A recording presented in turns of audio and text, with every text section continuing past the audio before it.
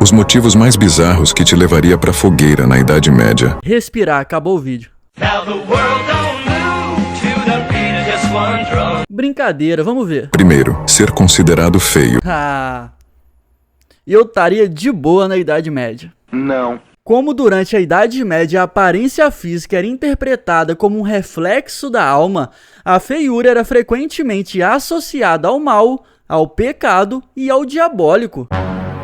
As pessoas que eram consideradas feias estavam lascadas e sofriam muito preconceito e, em casos extremos, poderiam até morrer por causa disso. Olha que doideira. Quem explica melhor sobre isso é o professor Humberto Eco, na obra História da Feiura. Na Idade Média, a aparência física era muito valorizada e ser considerado feio poderia ser visto como um sinal de maldição ou bruxaria. Eles acreditavam que a feiura era uma marca do mal e, por isso, muitas pessoas foram perseguidas e executadas por serem consideradas feias. Imagina você morrer só porque é feio, véi.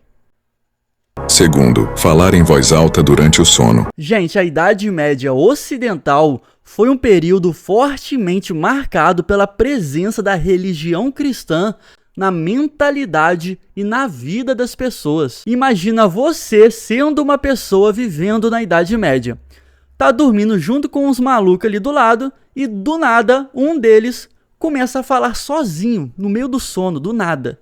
Moleque, se você não achar que esse cara tá possuído pelo cadeirudo, você tá maluco.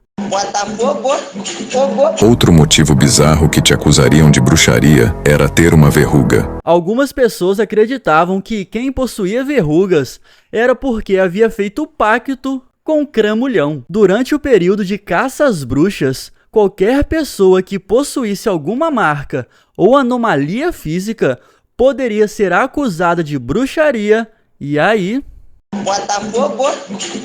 As verrugas eram frequentemente associadas à bruxaria, e se alguém tivesse uma verruga suspeita, poderia ser acusado e levado à fogueira. Se você acha que não estava absurda o suficiente essa lista, experimente ter nascido canhoto na Idade Média. Quero experimentar não, ó.